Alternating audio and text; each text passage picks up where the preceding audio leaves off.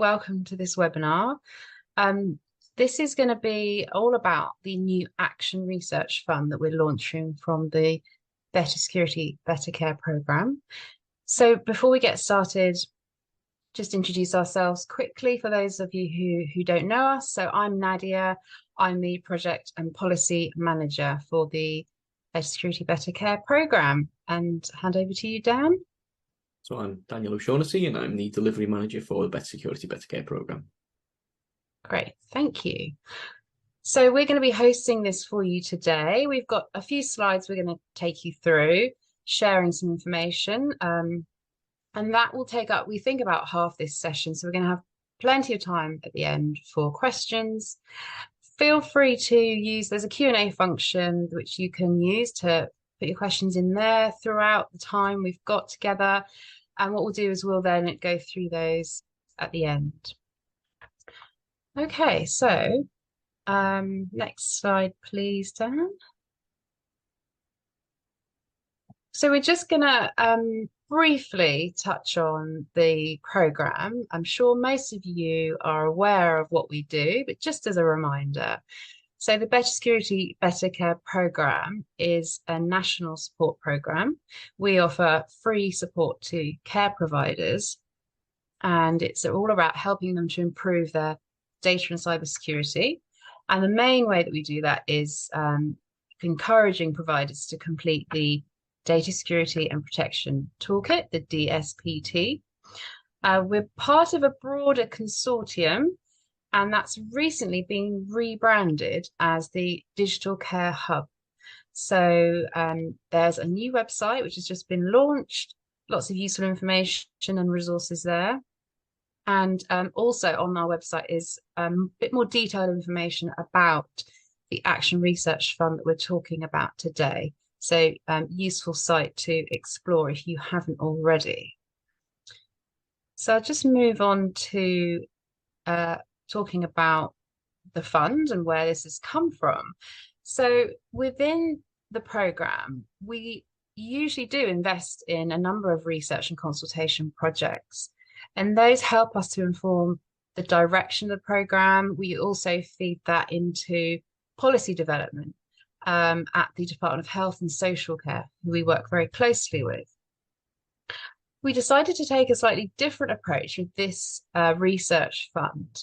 And we really want to generate some kind of fresh ideas about areas of research that we want to look at next. So we've set up this fund. We want to seek out some new ideas from the sector, and we have up to £15,000 available to bid for running a pilot research project. So with a view to expanding some of those test projects into bigger pieces of work in the future. There'll be an evaluation at the end of this Action Research Fund, and that will help us to determine which areas of research are worth further investment and more exploration within the next financial year. So what we're looking for as a summary is that we want research proposals that can demonstrate the potential to make a contribution towards improving data security or cyber resilience in adult social care. We've kept this quite broad.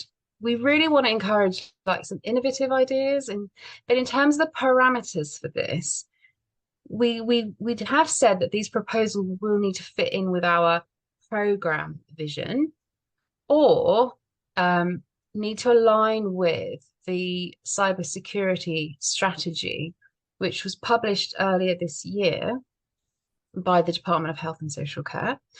And we are going to take you through the detail of those a little bit later today. In terms of eligibility, we do need proposals to come from a registered company, and they will need to have the resources already in place to deliver this, because we have got quite restricted timescales for this project, which I'm going to come on to in a moment. We can't use the funding retrospectively, so it does need to be a new piece of research. And if the research would include direct contact with, for example, care home residents or any other people that would be deemed vulnerable, there are quite strict rules around that. So they would need to be considered in advance in terms of how that could be delivered realistically within the time frame that we've got. So timescales mentioned, there are some restrictions on that. This is because of the way that our program is grant funded on an annual basis. So there are certain limitations around the funding and how we use that. So in terms of the deadline, we're asking proposals to be submitted by the 3rd of November.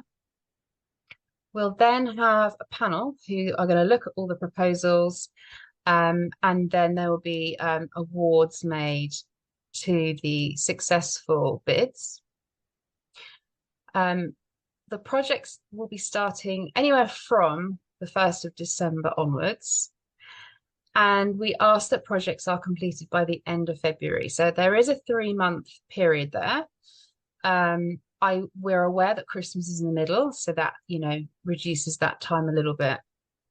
But we have reserved March to conduct that evaluation process to determine which projects are going to be selected for the next phase.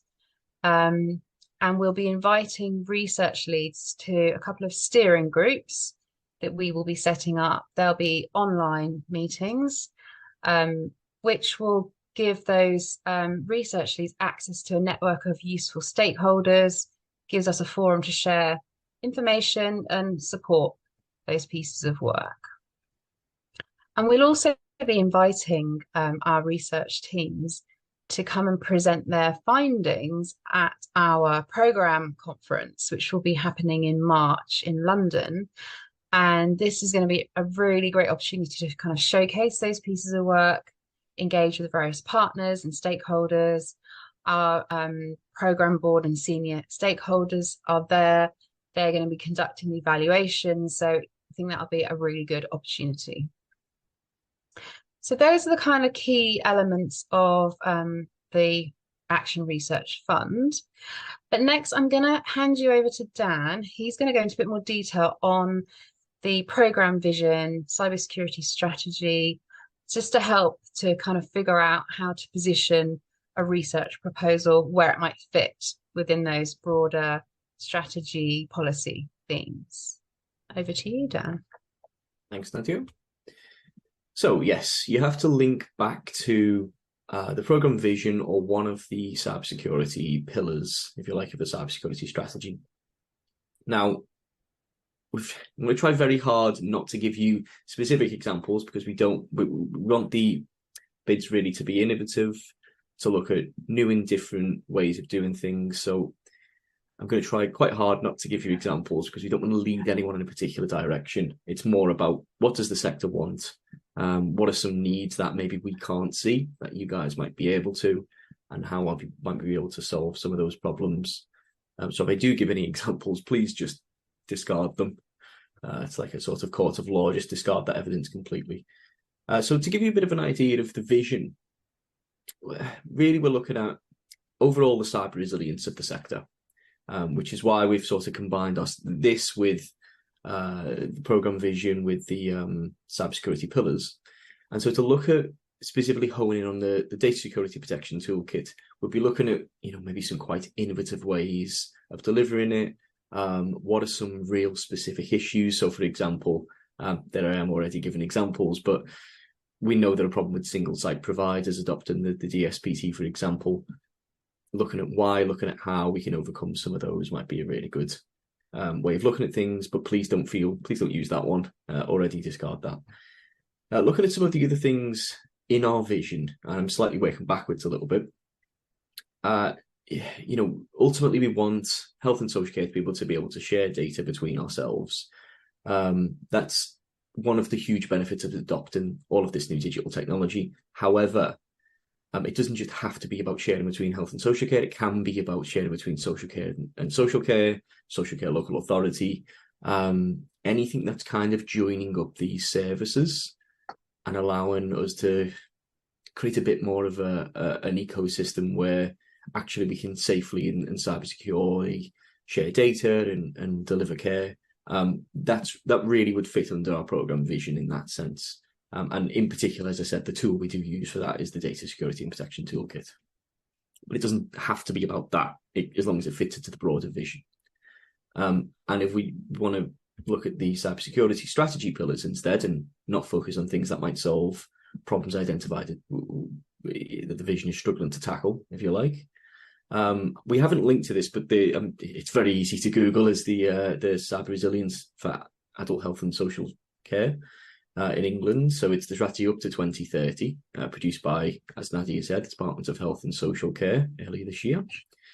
It's a fairly long strategy to read through. Maybe not long in terms of policy documents, but it's not something you could easily skim through and say, that's the one we'll do. But what we've tried to do in this webinar, at least, is pull out the 5 pillars so that you have an idea of what each one is. I would advise probably going back into the strategy, read through the 5 pillars, and just make sure anything that you're looking at might actually fit with one of those pillars and fit with the overall broader strategy. But to pull them out individually, so we've got the focus on the greatest risks and harms. Now, in terms of adult social care, obviously this might be aimed at, for example, service users, staff, business continuity from a cyber attack, these sorts of questions. And in particular, what might be put in place, or what do we need to identify in order to help protect those greatest risks and harms? Defenders 1, for an example, so talking about linking everyone up together, how are we defending ourselves in terms of cyber? You could look at a variety of different things. I've already got examples in my head that I don't want to share because it'll influence what you guys put in. But how are we working with the ICS, for example, or the NHS colleagues, or how are we working with a local authority in order to work as a partnership with Defenders 1, as well as, I guess, it doesn't necessarily have to be with partners we traditionally associate with adult social care. It can be with the cyber sector, for example, or with software suppliers, that sort of thing. Please do be innovative in that sense. The third one being people and culture. So something we're quite familiar with in adult social care, but that doesn't necessarily mean that we've got all the right pieces. In fact, we definitely know we haven't, particularly when we're looking at skills, and particularly, I think, it doesn't have to be specific to cyber skills, but if it's skills that might actually contribute to a more cyber resilient sector, then great. If that's something like basic digital skills, for example, or I'm sure you can imagine a whole host of things that could actually be really helpful. And it doesn't have to be skills, it can be resources. And as well as looking at that overall culture change, whether that's culture change in a specific part of the sector, of a specific type of staff, or whether that's actually culture change in some of our partner organizations that might not be adult social care organizations, but how does the local authority view cyber from in terms of the supply chain of having to actually commission services? That hasn't been thought about much, I don't think, from our perspective. So looking at any of that sort of culture change, I think will be really important in the long term, but not necessarily in the short term, which is where we've been mainly focused with some of these projects in the past. The fourth one, so building a secure future, again, looking a bit further ahead, particularly with the emerging technologies coming through. And I know there's 2 letters, the famous 2 letters of AI or GPT, that'll probably come up there. But also think of some of the other emerging technologies, things like wearables are really interesting, and there's some quite innovative stuff going on there. But maybe looking at, okay, yes, we might be considering those things from a digitizing point of view, but how are we looking at them from a cyber resilience point of view?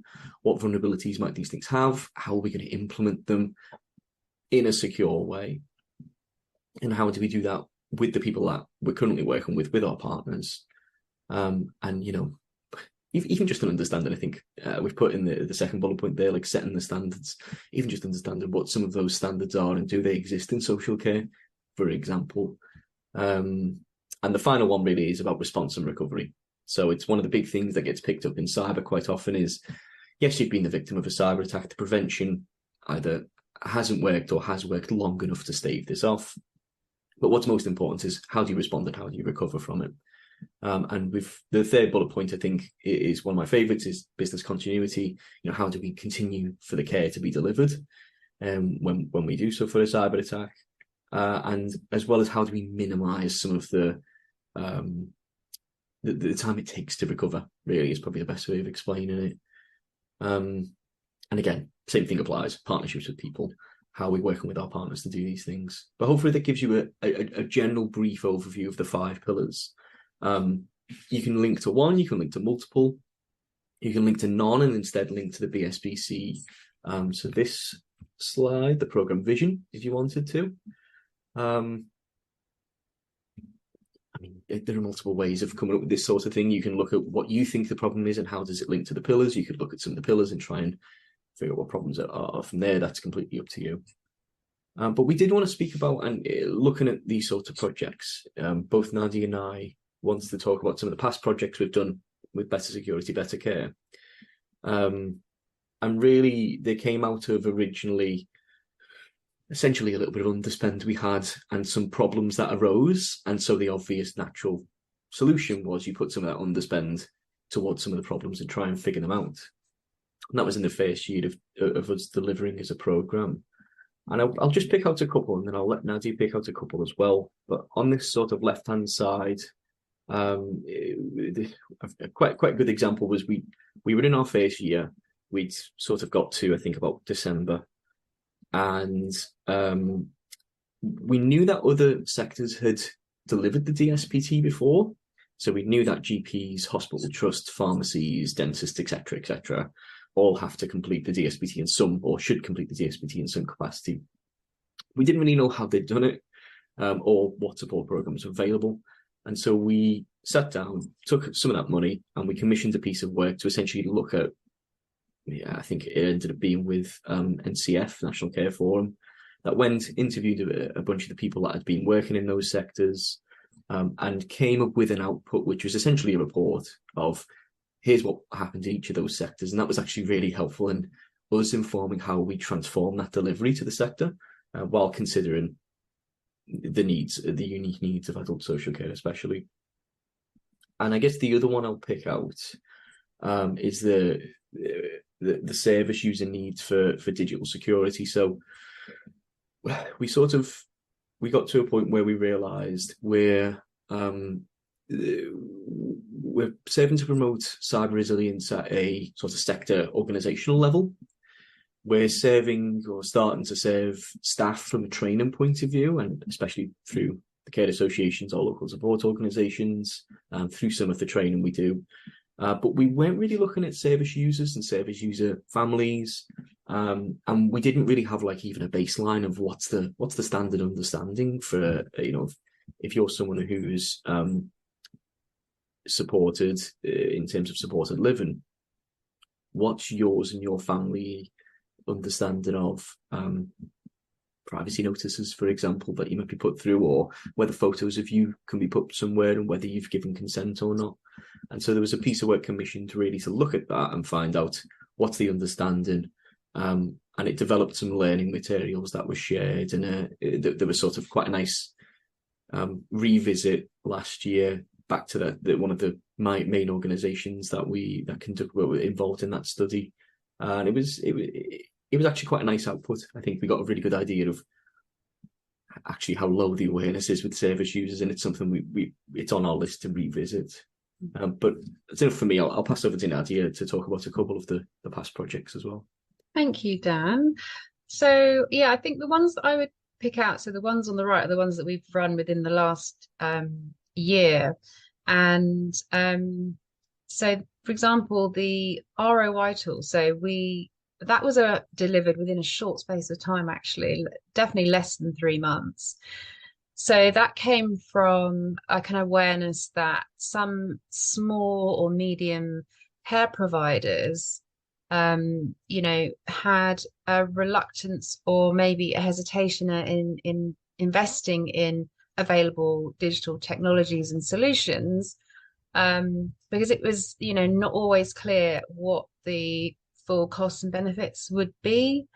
So we worked with an organization who developed a return on investment tool, and we're about to launch that on our website, and it's just going to be available for all care providers to use as a way to kind of support that decision-making process for them to make an informed decision, um, giving them an indicative cost benefit analysis, basically, of what various different types of technologies could offer them.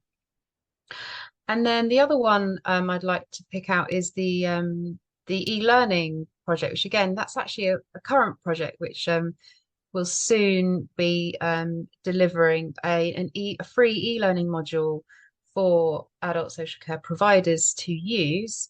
And it will be a very sort of entry level data protection training course.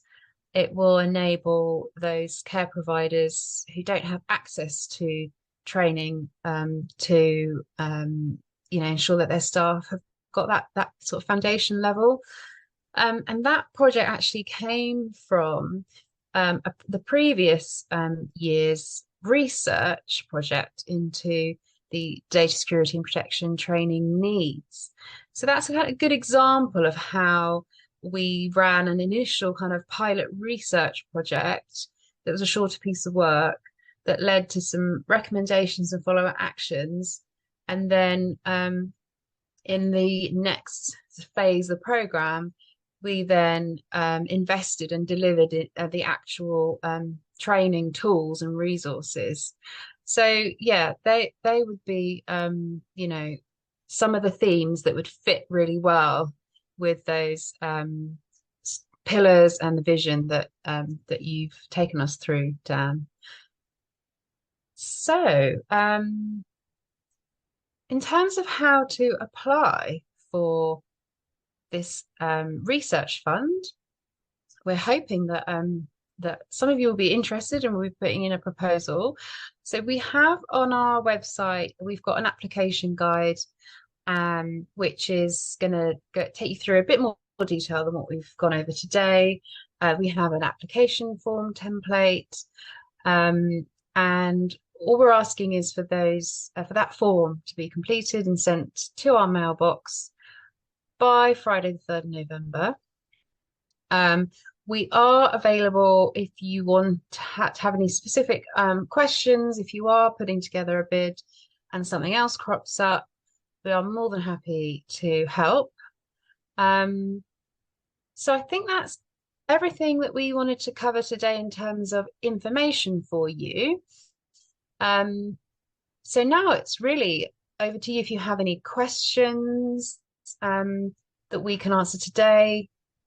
If you think of a question and we've closed the webinar, obviously contact us. We're happy to help and be in contact. But just check, Dan, have you got any questions that have been shared yet? No, so far we have no open questions. You've all been very, very generous to us, or clearly we've done more than enough to tell you all everything. But I mean, please do, if you've got any, please do pop them in the Q&A or the chat. I've got both open. Or if you want to raise your hand, we can sort of unmute you if you like, so that you can ask us. I'll give you a couple of minutes if you want.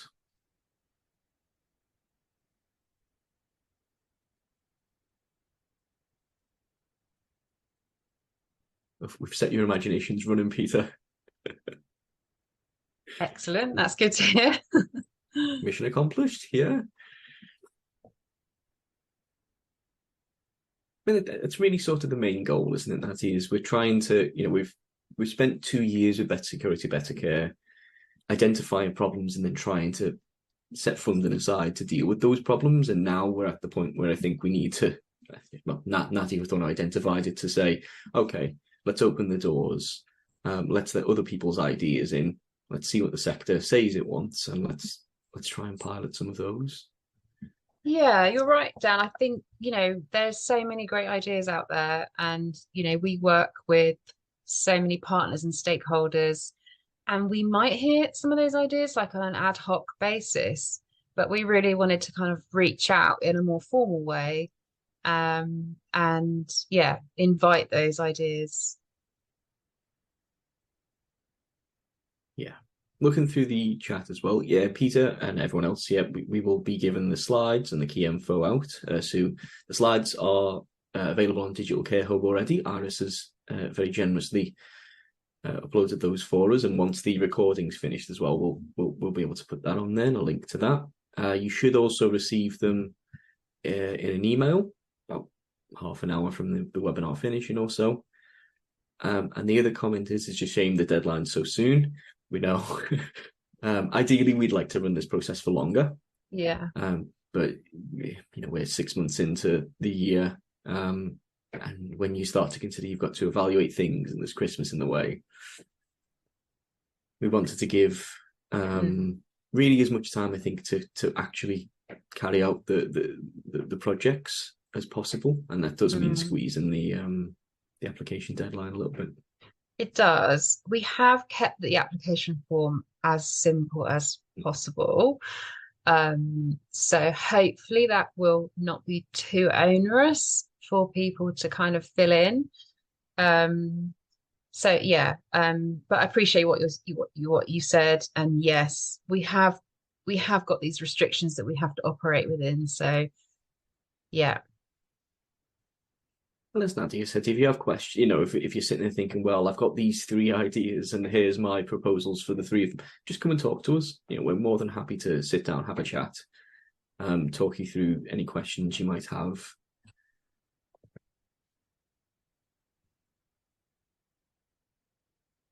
Thanks, Peter. Should we give everyone a little bit, maybe 30 seconds or so, just to get any extra questions in? If nothing else comes, we can end the webinar a little bit early, give everyone some time back.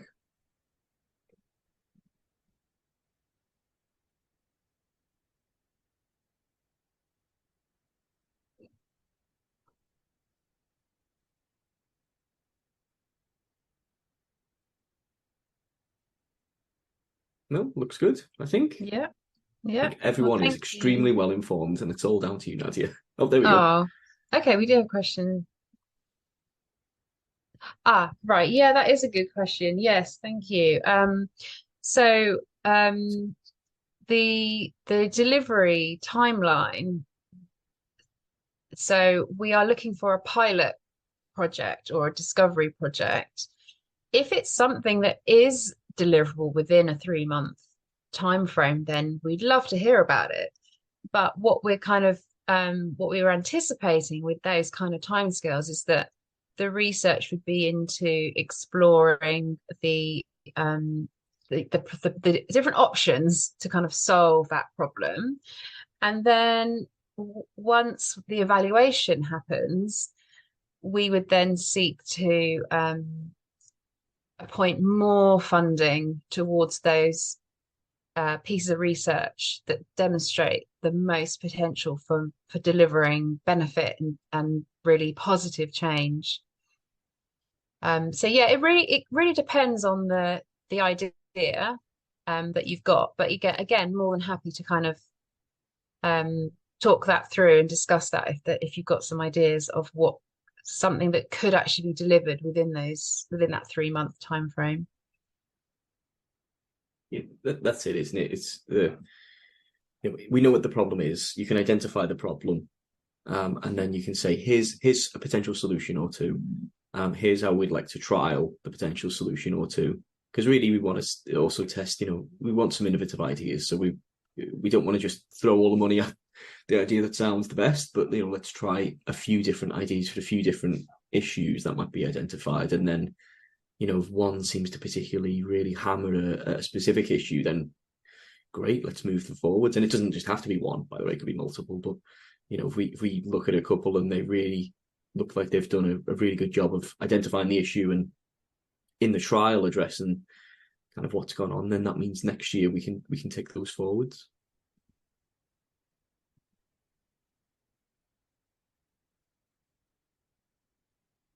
I think that might be all of our questions. So, do you want to do the sign off, Nadia, or shall I? Yes, just to say thank you very much for your time and for coming today. And we, get in touch if you do have any further questions. And yeah, look forward to receiving some really interesting proposals for some pieces of research. So